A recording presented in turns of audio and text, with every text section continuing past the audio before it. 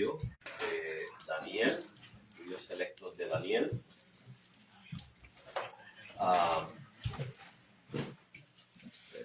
Disculpas, ¿verdad?, por un pequeño espacio en la cámara.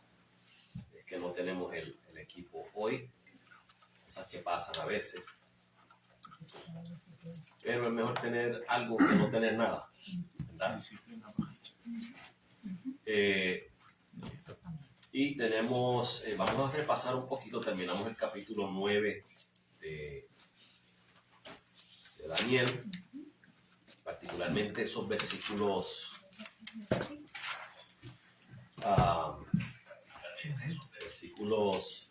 24 al 27 de las 70 semanas.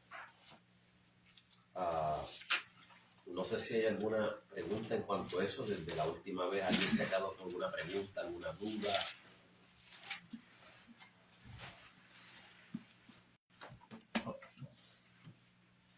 Estamos todos entonces claros. O sea, básicamente estamos viendo en esas 70 semanas y mire cómo se conecta eso con el cántico profético de Moisés. Gracias, Gabriel. Cántico profético de Moisés. Acuérdense que en Daniel vimos en los capítulos 2 y 7 4 imperios y el reino eterno del Señor. Y se acuerdan que hablamos acerca de si el reino fuera futuro o si es presente. Hay unas dificultades para el reino futuro, ¿verdad? Porque la Biblia presenta un esquema de este siglo y el siglo venidero. Y en el siglo venidero no va a haber nada terrenal, no va a haber nada materialista, no va a haber pecado, muerte, etc. Entonces, si en el siglo venidero no hay nada de eso, pero en el reino hay todavía esas cosas, materialismo, muerte, enfermedad, casamiento, etc. Entonces, ¿cómo ponemos el reino en el siglo venidero, en el futuro? Entonces, el reino tiene que estar en este siglo, en el siglo que estamos viviendo, ¿no? Vimos eso, vimos entonces las 70 semanas, vimos que hay ciertos detalles desde el edicto que se da para regresar y reconstruir a Jerusalén. Pasan unos 483 años, vemos el bautismo de Jesús, donde Jesús se manifiesta públicamente, hasta el Mesías príncipe que habla Daniel. Y de ahí en adelante vemos que esa es la semana 70, ¿verdad? Por lo menos esa es la postura que estamos tomando. Es la más cuerda, es la que más sentido tiene, es consistente con las mismas escrituras. O sea, no hay una razón en el texto. En el texto no hay alguna razón o alguna sugerencia para separar la semana 70 del resto, los últimos 7 años. Y en esos últimos 7 años vemos a Jesús ejerciendo su ministerio por algunos 3 años y medio.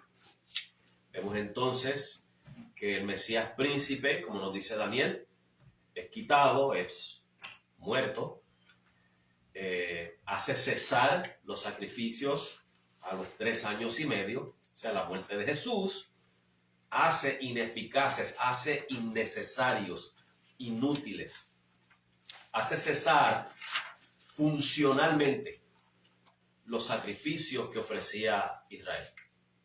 Ya no son necesarios. Y luego, los próximos 3 años y medio, se entiende que fue el ministerio de la iglesia, de los apóstoles, en predicar el evangelio, anunciar el reino a Israel por otros 3 años y medio, y se cierra esos 3 años y medio, completando los últimos 7 años, con el apedreamiento de Esteban y la persecución contra la iglesia de parte de Israel. Eso es lo que vimos en estas 70 semanas, y que luego de eso vendría entonces, que fue a los 40 años después de eso, la destrucción del templo, que está incluido ahí en la profecía. O sea que en esas 70 semanas vemos dos cosas muy importantes: redención y juicio. Redención de aquellos que el Señor salva y juicio de aquellos que rompen el pacto, que invalidaron el pacto. Y de hecho eso fue lo que anunció Jesús cuando leyó en el libro de Isaías y dice que fue ungido para traer las buenas nuevas, ¿no? Juan el Bautista, cuando predicaba, decía que el hacha ya estaba puesta en la raíz y que el trigo sería recogido y almacenado en el granero, representando a los justos, y la paja sería echada en el fuego. O sea que vemos que en la venida del Mesías habrían esas dos cosas: salvación y condenación, redención y juicio. Y eso es lo que Daniel precisamente profetizó, y Jesús lo cumplió al pie de la letra. Hoy vamos para el capítulo 10 de Daniel, y de aquí en adelante vamos a ir un poquito más rápido, hermano. Ya de aquí en adelante no voy a dar tanto detalle. Parte de lo que vamos a ver es como repetición. No quiero extenderme mucho en repetir lo mismo. Así que parte va a ser repetición, particularmente en el capítulo 11. Repetición con quizás alguno que otro detalle adicional. Así que vamos entonces a pasar al capítulo 10. Espero que lo hayan leído. Aquí estamos viendo una imagen de un ángel y un demonio en batalla. ¿Okay? Si usted leyó el capítulo 10 de Daniel, sabrá por qué está esa imagen ahí, ¿verdad? Así que vamos a ir pasando. Vamos a ir leyendo poco a poco el capítulo 10 de Daniel.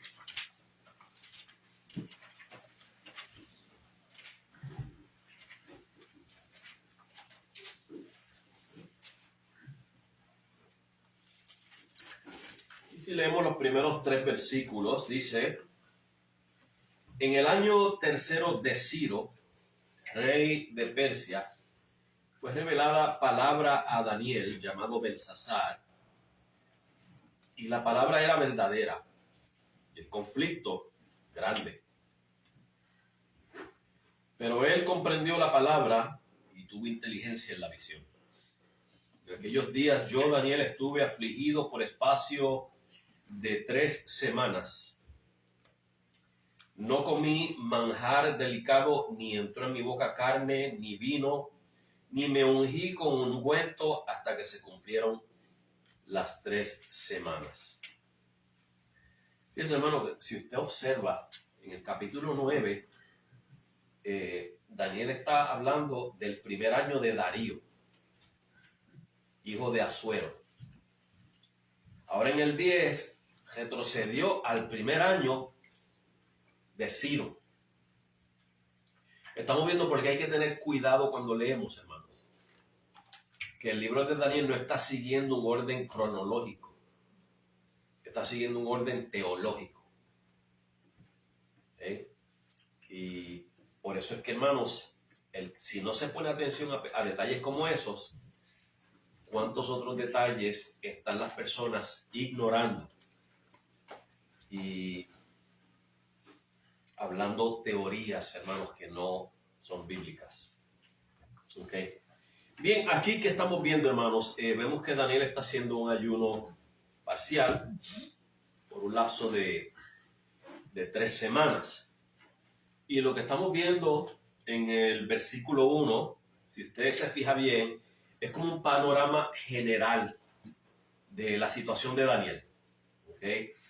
Mire cómo dice: en el año tercero de Ciro, rey de Persia, fue revelada palabra a Daniel, llamado Belsasar, y la palabra era verdadera y el conflicto grande, pero él comprendió la palabra y tuvo inteligencia en la visión.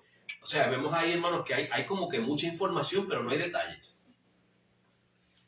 Porque dice que le fue revelada palabra a Daniel. La pregunta es, ¿qué palabra te fue revelada a Daniel? La palabra era verdadera y el conflicto grande, pero Daniel, ¿de qué conflicto tú estás hablando? O sea, hay mucha información, pero no hay detalles. Y dice que él comprendió la palabra, pero Daniel, explícanos, ¿qué fue lo que comprendiste? ¿No? Y tuvo inteligencia en la visión. O sea que estamos viendo ahí, en el versículo 1, un panorama general de la situación de Daniel. Y luego en los versículos 2 y 3 vamos a ver detalles. Los versículos 2 y 3. Mire cómo dicen, aquellos días yo, Daniel, estuve afligido por espacio de 3 semanas. O sea, ya ahí tenemos un pequeño panorama, un detalle dentro de ese panorama de qué estaba pasando durante esas 3 semanas. Daniel estaba afligido. Ok. La pregunta es ¿por qué? ¿Cuál era el problema que tenía Daniel que estaba tan afligido? Bueno, el propósito de Daniel era la de interceder por su pueblo y entender la revelación. Daniel ha estado recibiendo visiones y revelaciones, hermanos, durante estos reinados. Y él está preocupado por su pueblo. Entonces él está afligido. Él está afligido. Versículo 3 dice, no comí manjar delicado. En otras palabras, no es que no comió del todo, es que se abstuvo de comer las cosas que a uno le agradan. Por ejemplo, imagínese usted, hermano, que usted está acostumbrado, los puertorriqueños, ¿verdad? Que nos comemos un arrocito con habichuelas, un pollito frito, una chuleta frita. Una lasaña. Ahí cayó en unción de unos chicharrones, ¿verdad? O sea, eso es como comida lujosa, ¿no? Pero imagínese que usted comience más que a comer arroz blanco nada más, sin nada. Arroz blanco con agua. Todos los días. Apenas se come unas galletitas secas de desayuno.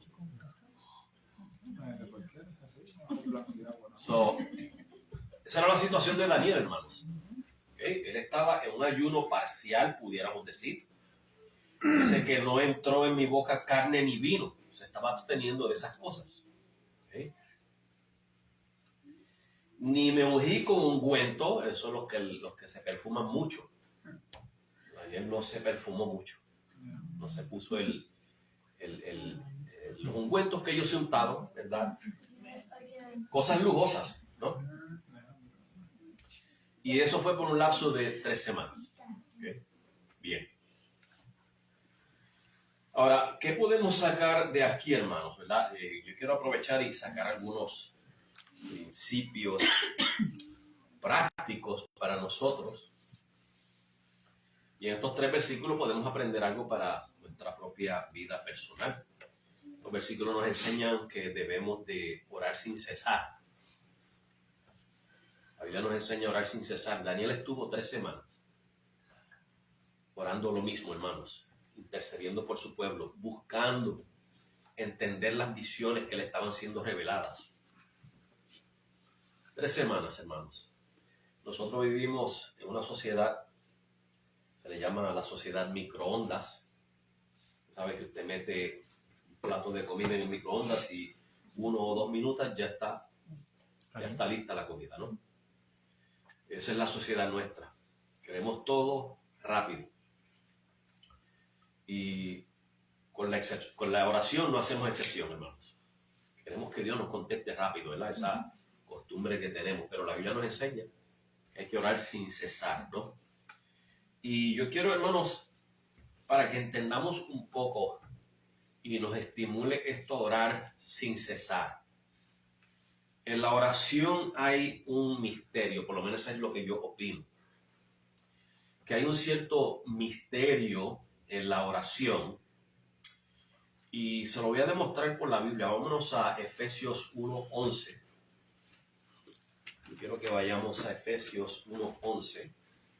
Bueno, hay 2 o 3 versículos que vamos a leer.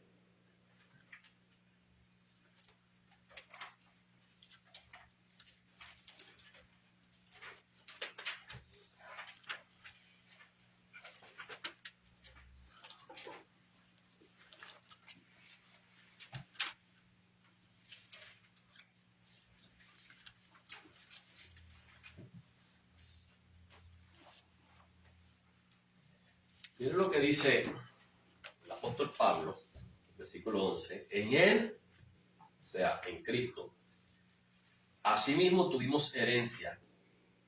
Escuche esta parte ahora. Habiendo sido predestinados conforme al propósito del que hace todas las cosas según el designio de su voluntad. Dios hace todas las cosas según el designio de su voluntad.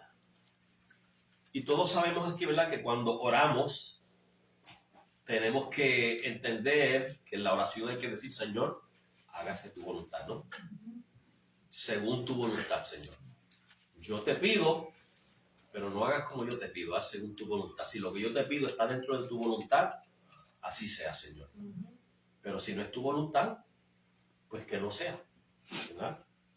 Ahora, fíjense que por un lado, hermanos, ya Dios ha decretado, como acabamos de leer, que Dios hace las cosas según el designio de su voluntad, no de la voluntad humana. Y esto, pues, entonces, por eso es que digo que es un misterio. Entonces usted dirá, pero entonces, ¿para qué hay que orar? ¿Cuál es el propósito de yo pedirle a Dios si Dios no va a hacer las cosas según mi voluntad? Las va a hacer según su voluntad. ¿Estoy haciendo sentido, hermanos? ¿Estamos viendo el choque que hay ahí? Sí. Hay un choque, ¿no? Dios ya ha decretado todo. Él ha ordenado todo lo que ha de suceder. Él hace las cosas según el designio de su voluntad. Pero por otro lado, nosotros pedimos en oración, ¿no? Vamos a seguir. Vamos a Santiago 4:2 para ir complicando la cosa un poquito más. Dice, codiciáis y no tenéis, matáis y ardéis de envidia y no podéis alcanzar, combatís y lucháis, pero no tenéis lo que deseáis porque no pedís. Por un lado, Dios ya ha ordenado todas las cosas y hace las cosas según el designio de su voluntad. Pero por otro lado, para nosotros recibir, tenemos que pedir. Y hermanos, es una pregunta honesta que hacen las personas. Entonces, si Dios hace las cosas según el designio de su voluntad, si ya Él ha decretado todo, ¿para qué orar? Si Él sabe ya lo que yo necesito, ¿para qué orar? Bueno, hermanos, de igual manera, la salvación, aunque Dios ha escogido a los que va a salvar, y ninguno se va a perder de los que Él ha escogido, pero Dios ha determinado que la salvación de sus escogidos será mediante la proclamación del Evangelio, la predicación. Estamos viendo, hermano, Dios usa medios para llevar a cabo su propósito, su plan. Usa medios que Él mismo ha establecido. De igual manera, hermanos, el plan de Dios, lo que Dios ha preordenado, decretado, Él lo llevará a cabo a través de nuestras oraciones. Así es que Él lo ha establecido. Ha establecido hacerlo de esa manera, hermanos. ¿Okay? O sea, por otro lado, Dios obra mediante la oración. Ahora, hermanos, ¿usted cree que la oración toma a Dios por sorpresa? No. No lo toma por sorpresa, ¿verdad? No. Eso no lo toma por sorpresa. Vamos a ver algunos ejemplos bíblicos, ¿ok? En los cuales Hay ciertas circunstancias en las que Dios de antemano ha determinado algo y el hombre debe orar para que Dios lleve a cabo lo que Él ha determinado. Vamos a ver algunos ejemplos. Vámonos a Primera de Reyes 18:1.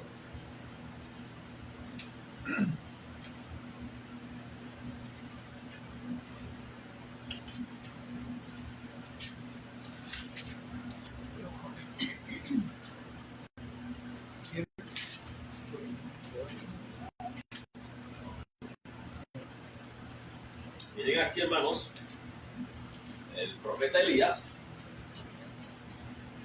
dice: pasados muchos días vino palabra de Jehová a Elías en el tercer año diciendo, aquí está Dios hablándole al profeta Elías: ve, muéstrate a Acab y yo haré llover sobre la faz de la tierra.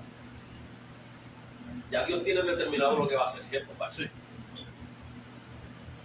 Muéstrate al rey Acab y yo voy a hacer llover. Acuérdense que había 3 años que no llovía en la tierra, o en la tierra de Israel. Que Dios estaba castigando al pueblo. Y ahora le dice a Elías: preséntate ante el rey y yo voy a hacer que venga lluvia. Bueno, vamos a los versículos 41 al 45. Vemos ahí, escuche bien. Entonces Elías dijo a Acab: sube, come y bebe, porque una lluvia grande se oye. Acab subió a comer y a beber, y Elías subió a la cumbre del Carmelo, y postrándose en tierra, puso su rostro entre las rodillas. Y dijo a su criado: sube ahora y mira hacia el mar. Y subió y miró, y dijo: no hay nada. Y él le volvió a decir: vuelve 7 veces. A la 7ª vez dijo: yo veo una pequeña nube como la palma de la mano de un hombre que sube del mar. Y él dijo: ve y di acá, unce tu carro y desciende para que la lluvia no te ataque. Y aconteció, estando en esto, que los cielos se oscurecieron con nubes y viento, y hubo una gran lluvia, y subiendo acá vino a Jezreel. Y la mano de Jehová estuvo sobre Elías, el cual ciñó sus lomos y corrió delante de Acab hasta llegar a Jezreel. ¿Qué hizo Elías? ¿Qué tuvo que hacer Elías, hermano? Tuvo que orar. Pero ¿por qué, si ya Dios había determinado que iba a llover? Solo me lo pregunte a mi hermano. Un día, cuando estemos en la presencia de Dios, pregúnteselo a Dios. ¿Por qué Él lo hizo de esa manera? ¿Cómo es que Él determina que iba a hacer que lloviera, pero Elías tuvo que orar para que lloviera? No hay un corito que habla de eso, un himno. Porque Elías oraba y algo así, si no me equivoco. Anyways, aquí no se cantan coros. Vamos a otro ejemplo. Vamos a Jeremías 25, 11 al 12. Jeremías 25.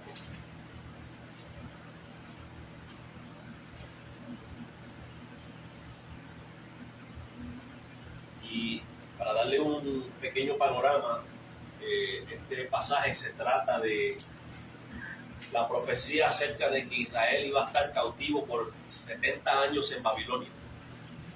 Miren lo que hizo en los versículos 11 al 12. Dice: toda esta tierra será puesta en ruinas y en espanto, y servirán estas naciones al rey de Babilonia 70 años. Y cuando sean cumplidos los 70 años, castigaré al rey de Babilonia y a aquella nación por su maldad, ha dicho Jehová, y a la tierra de los caldeos, y la convertiré en desiertos para siempre. Si usted sigue leyendo, hermano, los versículos 13 en adelante, dice: y traeré sobre aquella tierra todas mis palabras que he hablado contra ella, etcétera, etcétera. Y esto está relacionado con los 70 años que Israel estaría cautivo. Al final de sus 70 años, Dios castigaría a Babilonia. Y en ese castigo, por parte de los medo-persas, que ya vimos la historia, ¿no? Tengo las profecías, las 4 bestias. Y es cuando la segunda bestia, que son los medo-persas, conquistan a Babilonia, que Israel es regresado, o por lo menos un gran número de ellos regresa a reconstruir a Jerusalén. Pero miren lo que dice en Daniel 9, 2 al 3, que todavía debe estar fresquecito en nuestras mentes. En el año primero de su reinado, yo, Daniel, miré atentamente en los libros el número de los años de que habló Jehová al profeta Jeremías, que habían de cumplirse las desolaciones de Jerusalén en 70 años. Y volví mi rostro a Dios el Señor, buscándole en oración y ruego, en ayuno, silicio y ceniza. Y si usted lee el resto del pasaje, va a ver el ruego de Daniel, que era pidiendo el perdón, que los libertara, que los restaurara, etcétera, etcétera. ¿Para qué Daniel tiene que orar si ya Dios dijo que los iba a restaurar en 70 años? Porque así es que trabaja Dios. Dios ha determinado lo que va a hacer, pero también ha establecido que a través de sus hijos, de la oración de sus hijos, es que Él va a orar. Yo creo que eso nos debe dar a nosotros confianza, hermanos, en la oración. Porque si Dios ha determinado algo, y usted y yo oramos conforme a la voluntad de Dios, se llevará a cabo lo que Él ha determinado. Claro, si oramos no conforme a su voluntad, obviamente el resultado va a ser negativo, contrario a lo que nosotros estamos orando, ¿no? Pero si es Dios el que da el resultado, ¿usted no cree que es mejor que lo que usted y yo podamos pedir? Mejor en la mente de Dios, ¿ok? No en nuestra mente, porque muchas veces nosotros no sabemos lo que es mejor para nosotros. Nosotros creemos muchas veces que lo mejor es tener un bistec todos los días, ¿no? Pero el doctor dice, si come mucho bistec te va a dar gota. ¿Verdad? Entonces el Señor no nos permite tener el bistec. ¿Verdad?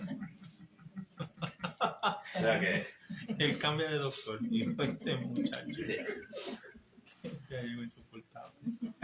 Vamos otro más. Ezequiel 36. Ezequiel 36. 24 al 36. Es lo que dice ahí. Y yo os tomaré de las naciones, eso es la restauración de Israel, y os recogeré, y no es futura, ¿okay? Esta restauración que está hablando aquí no es para el futuro. Esto se cumplió ya, ¿no? Yo os tomaré de las naciones y os recogeré de todas las tierras y os traeré a vuestro país. Esparciré sobre vosotros agua limpia y seréis limpiados de todas vuestras inmundicias y de todos vuestros ídolos os limpiaré. Os daré corazón nuevo y pondré espíritu nuevo dentro de vosotros y quitaré de vuestra carne el corazón de piedra y os daré un corazón de carne. ¿A qué suena eso, hermanos? ¿No es eso el nuevo pacto? Y pondré dentro de vosotros mi espíritu y haré que andéis en mis estatutos y guardéis mis preceptos y los pongáis por obra. Habitaréis en la tierra que di a vuestros padres y vosotros me seréis por pueblo y yo seré a vosotros por Dios. Y os guardaré de todas vuestras inmundicias y llamaré al trigo y lo multiplicaré y no os daré hambre. Multiplicaré asimismo el fruto de los árboles y el fruto de los campos para que nunca más recibáis oprobio de hambre entre las naciones.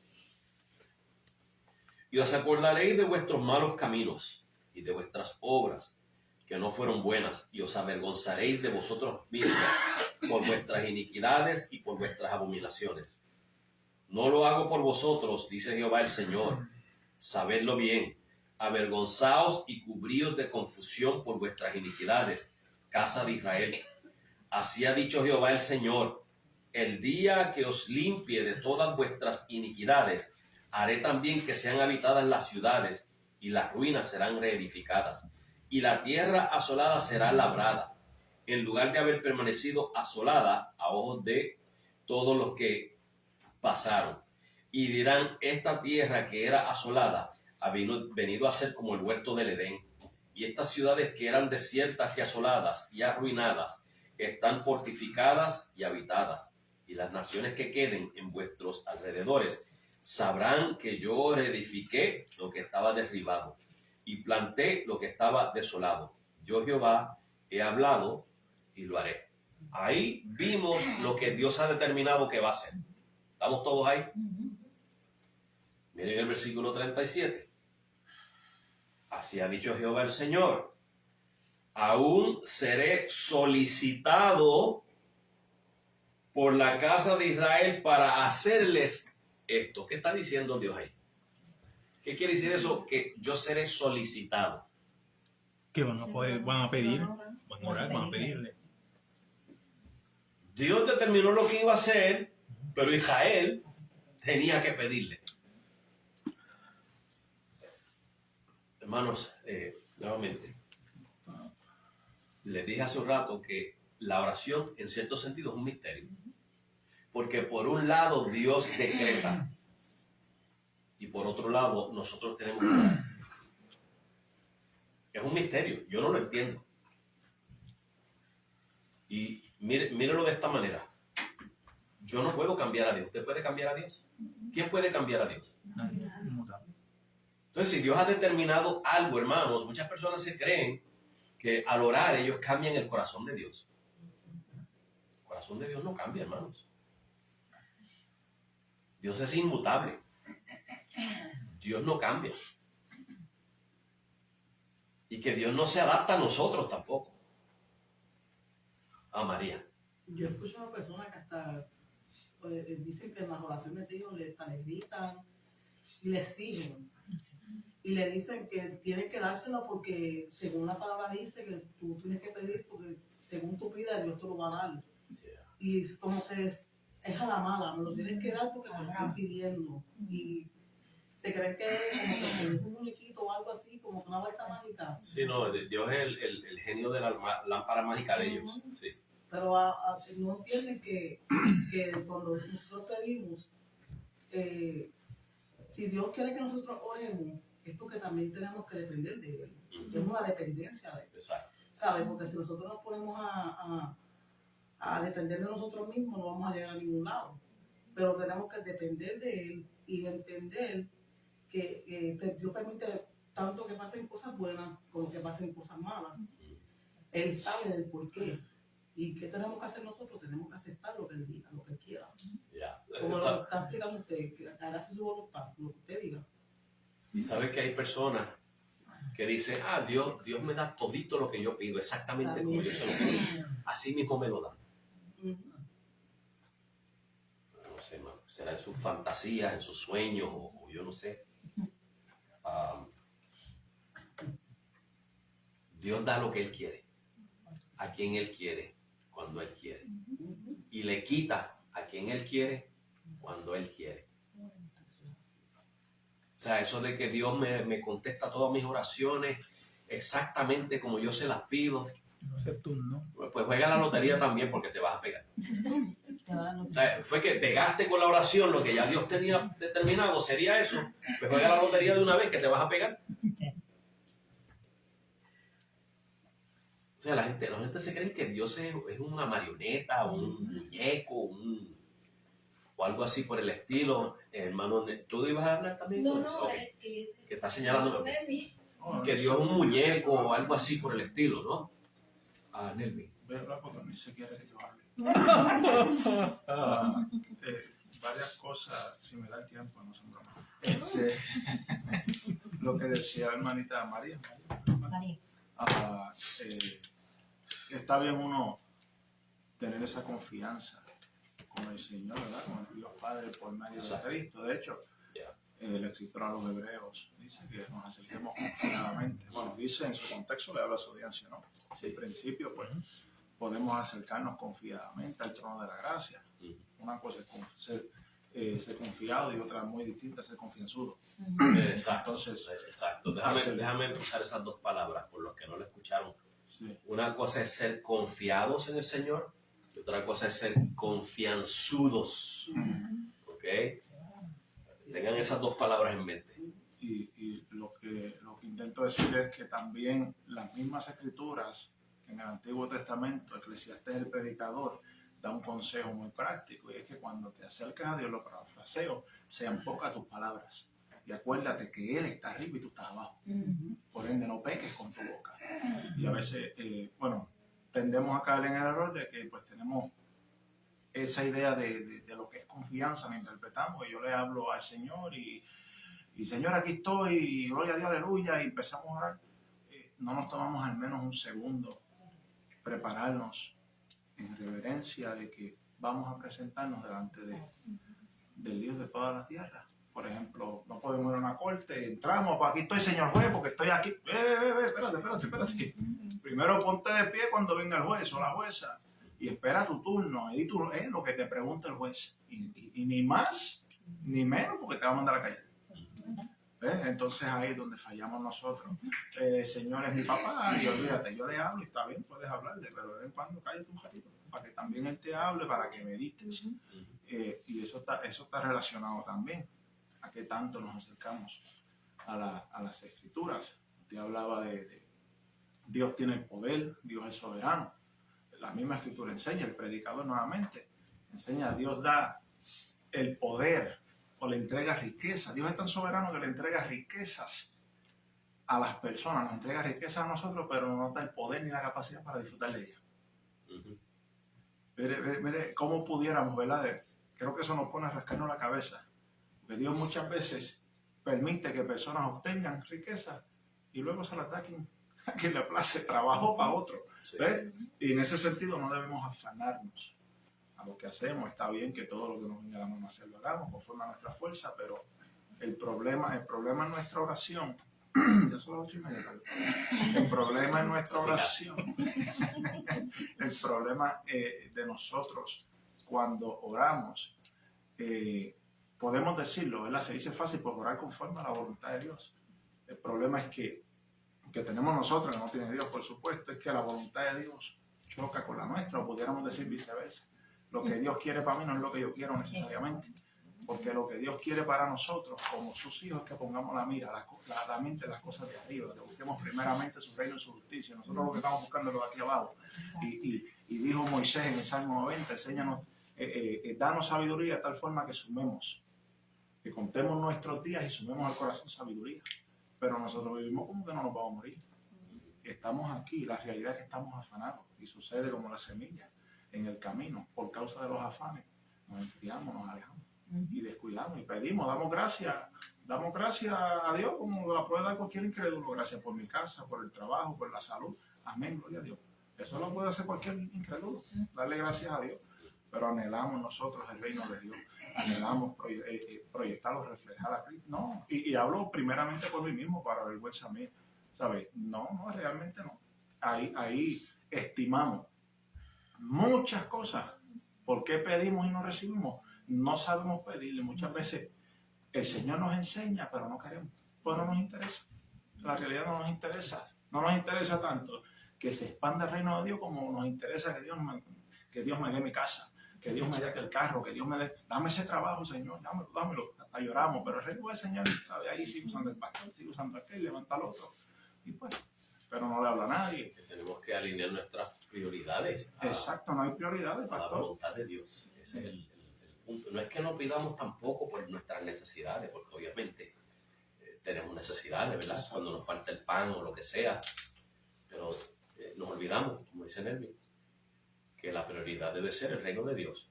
Que dice en Marcos, busca primeramente ¿qué? El reino de Dios y su justicia.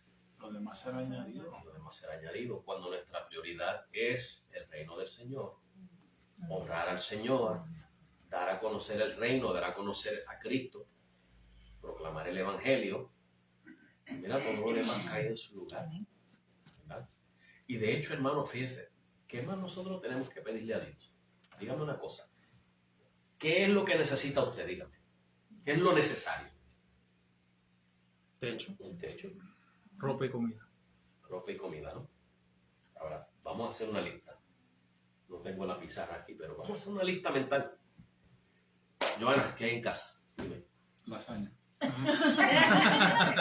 No, cuando él dice lasaña me parece muy bien porque que hay variedad de comida. Variedad de comida, Variedad de comida. de ropa, tenemos techo, La nevera está aquí llenísima. llena, que yo me fogono porque no hay espacio para buscar lo que uno está buscando. Y ese es el tipo de enojo bueno. ¿Por qué? Por la bendición que hay en la nevera. Tenemos de más, de todo de más. Sí, está llena de ¿Qué envidia, tienes, todo así. Mario? Dime qué tú tienes. Bueno, cuando vas a... Hacemos todo de más. Hasta la pejita come mejor que mucha gente, ¿no? Yes. Hay muchas cosas que a mí me son sacando. Ya. Sacando de más. Carros. Vamos a la ropa y en la ropa tenemos variedad de ropa. Tenemos ropa para verano, tenemos ropa para invierno, diferentes colores. Dice que no tiene ropa. Zapatos, Tiene calzados, diferentes calzados, tanto Ropa para salir para- como... O sea, trabajar. Para parque, ropa para trabajar, ropa para la iglesia, ropa para estar en, fiestas, estar en la casa. para estar en la casa, toda clase de ropa. Hermano, en realidad, ¿qué nos falta? ¿Qué es lo que nos falta a nosotros? Televisión. ¿Quién aquí no tiene televisión? ¿Quién aquí no se disfruta una musiquita? Ujú. Porque hasta en el celular. ¿Quién aquí no tiene celular? Hasta los niños Y los que tienen televisión, tienen cable TV, tienen cable. Y si no tienen cable, tienen Netflix. Tienen, Streaming. tienen algún tipo de streaming video, ¿no? Y lo más básico, el que no tiene ninguno de esos, tiene por lo menos una antena digital que coge algunos canales de por aquí.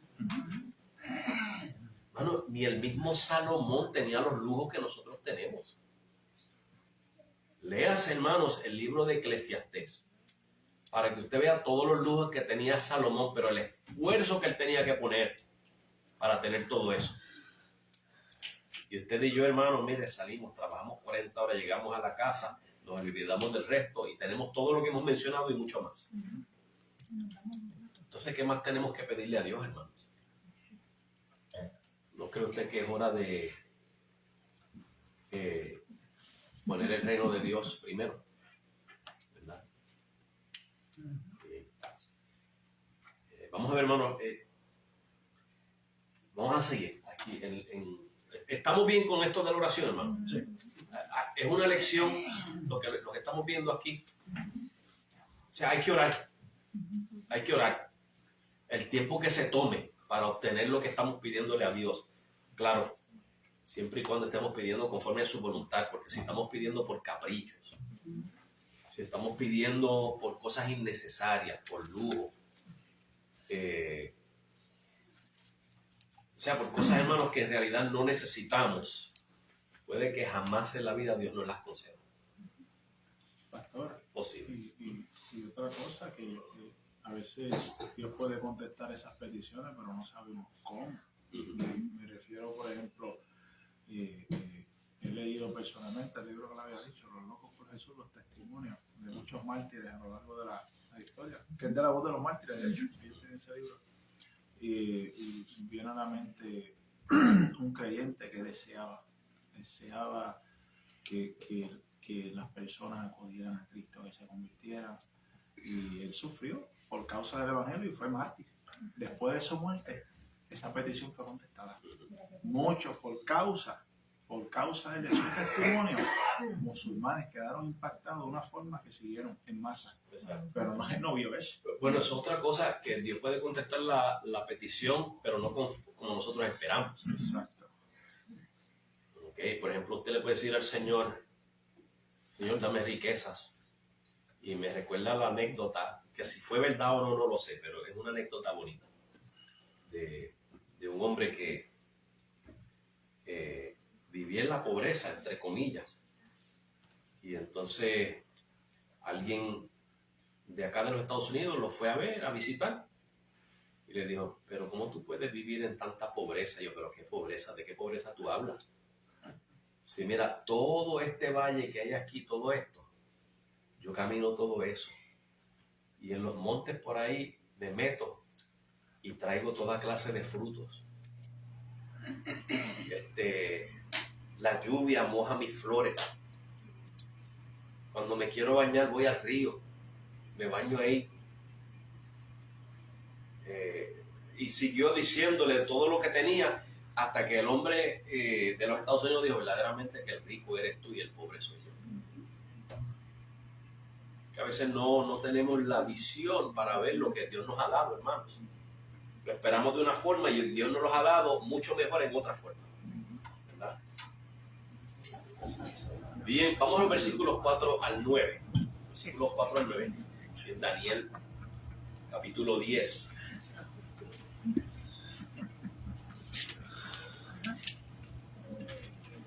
Dice: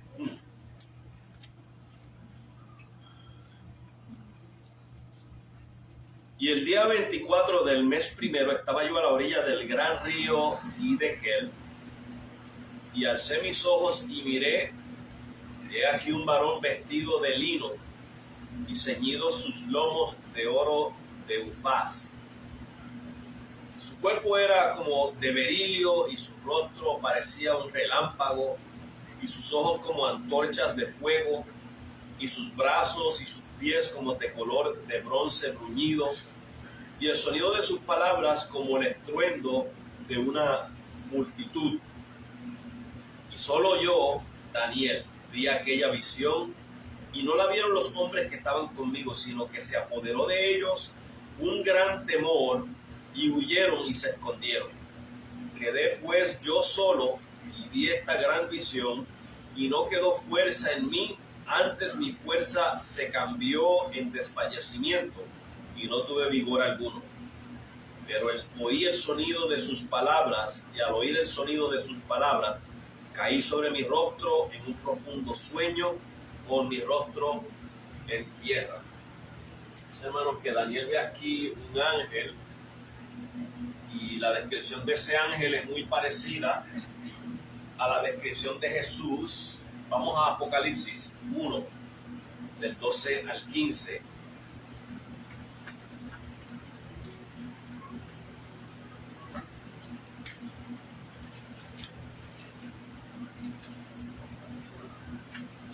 Va a haber algunas similaridades ahí.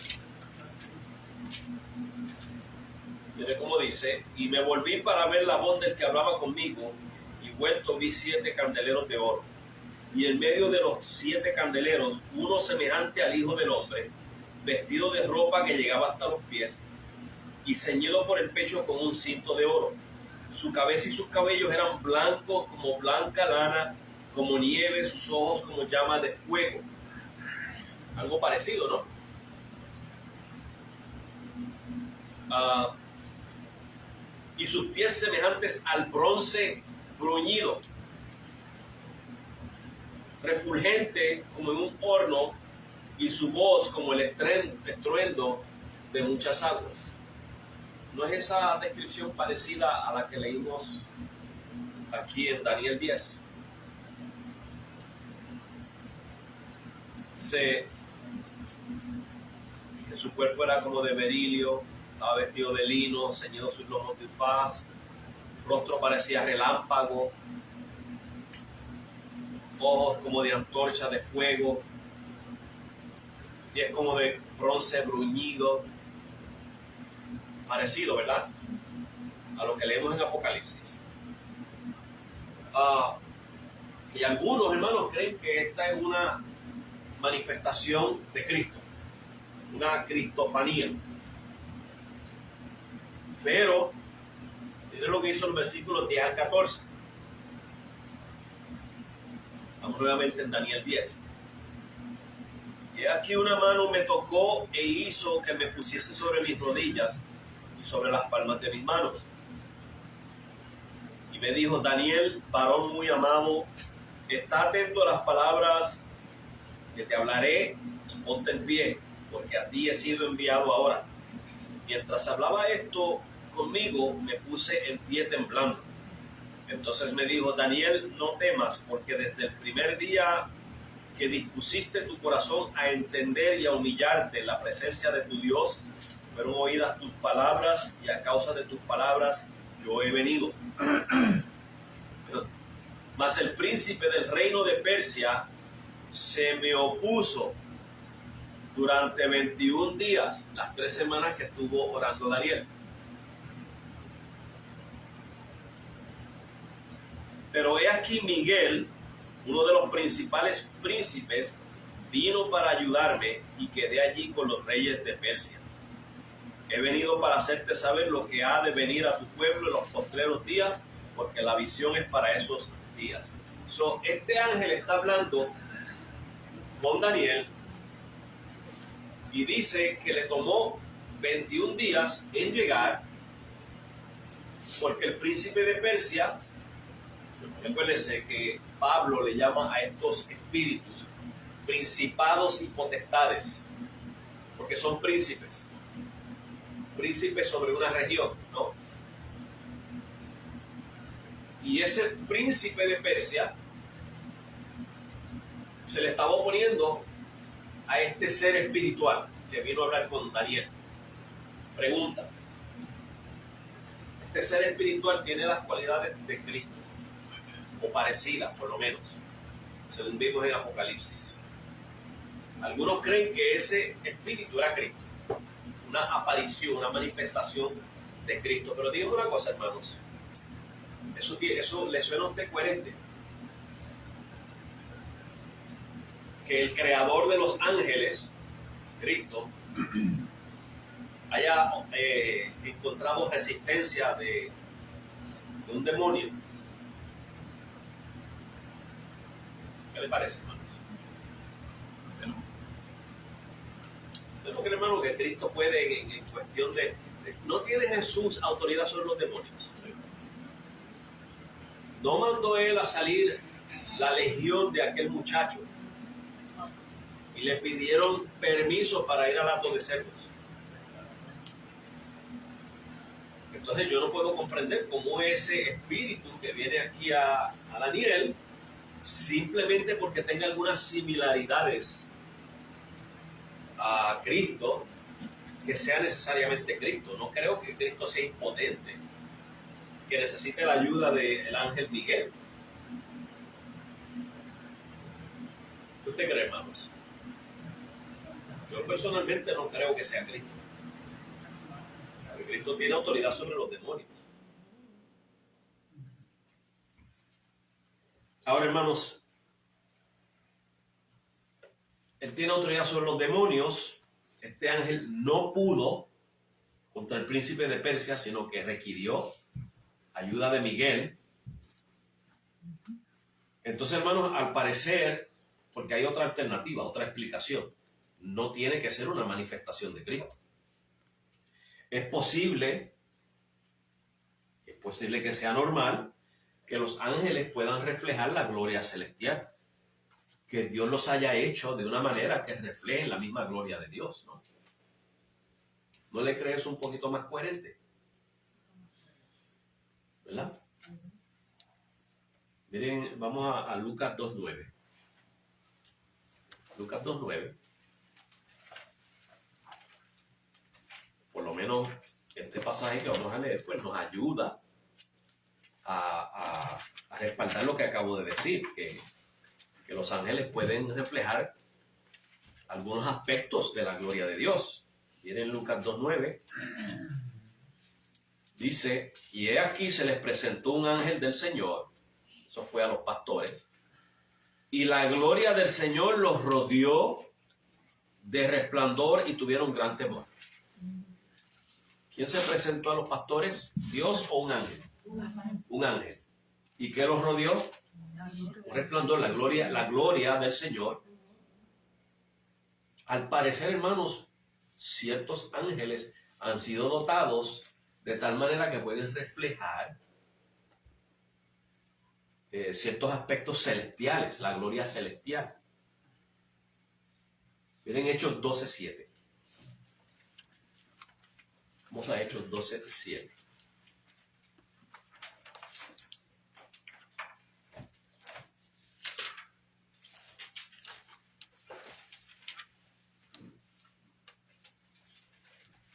Esto fue cuando Pedro estaba encarcelado.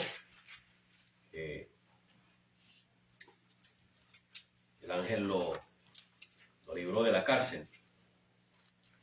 Y en Hechos 12:7 dice, y he aquí que se presentó un ángel del Señor y una luz resplandeció en la cárcel. Y tocando a Pedro en el costado le despertó diciendo, levántate pronto. Y las cadenas se cayeron de las manos. Dice que la cárcel se llenó de una luz, de un resplandor, que son características de la gloria de Dios. Entonces es posible, hermanos, que algunos ángeles manifiesten ciertas características de la gloria celestial. Los testigos de Jehová, por ejemplo, dicen que Jesús es el arcángel Miguel, por esas similaridades. Pero no tiene que ser así.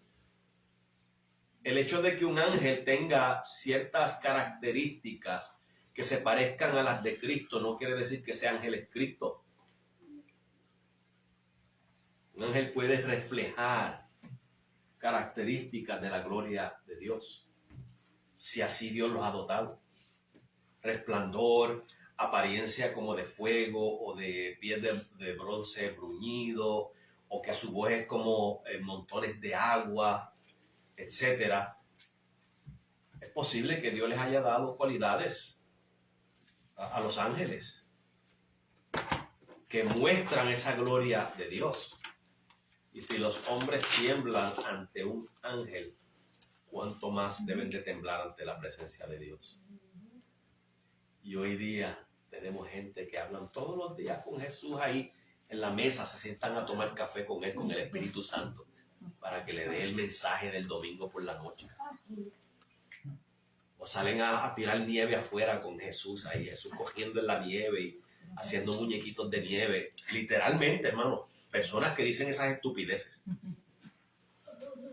Cuando Juan, hermanos, en Apocalipsis ve a Jesús, hermano, él pierde sus fuerzas, él cae como muerto. María.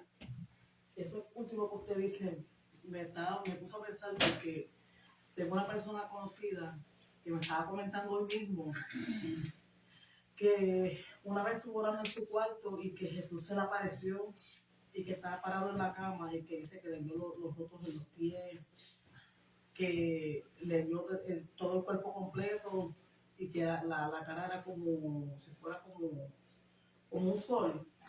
Y yo la escuchaba y yo decía, está viva todavía, decía yo en mi mente. Porque yo decía, ¿será posible? Es que no, es que yo no sé, yo no sé, la gente no tiene temor de Dios, no tienen vergüenza. Ellos lo dicen, hermano, como si fuera algo completamente normal, algo común y corriente. Yo no entiendo, ¿verdad? Cuentas le tendrán que dar a Dios. Hermano, eso es lo único que yo quise sacar de este capítulo, ¿verdad? No sé si hay alguna pregunta o comentario. Un par de cosas, porque en realidad el capítulo 10 es como un relato de lo que Daniel estaba pasando, ¿verdad? Se presenta este ángel y este ángel ahora le va a dar una explicación de lo que ha de suceder en los postreros días. Y postreros días aquí es con relación a lo que rodeaba ese entorno. ¿Ok? No estamos hablando del futuro, los postreros días delante de nosotros, no. Postreros días con relación a eso. Todo lo que hemos hablado de Antíoco Epífanes, de Roma, todo eso, esos son los postreros días. Los postreros días de la situación en la que estarían. ¿Okay? Y eso lo vamos a ver en el capítulo 11. Donde vamos a ver un poco de repetición de lo que ya hemos hablado y algunos detalles adicionales. ¿Okay? No sé si hay preguntas, comentarios, hermanos. No se vayan con dudas si acaso. ¿Okay? Pero creo que saqué esas dos. Pensé que esas dos cosas serían importantes mencionarlas.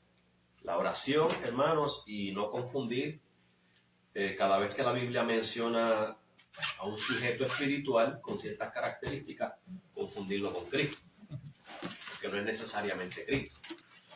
¿Okay? Especialmente en un escenario como este, donde un demonio tiene más poder que él.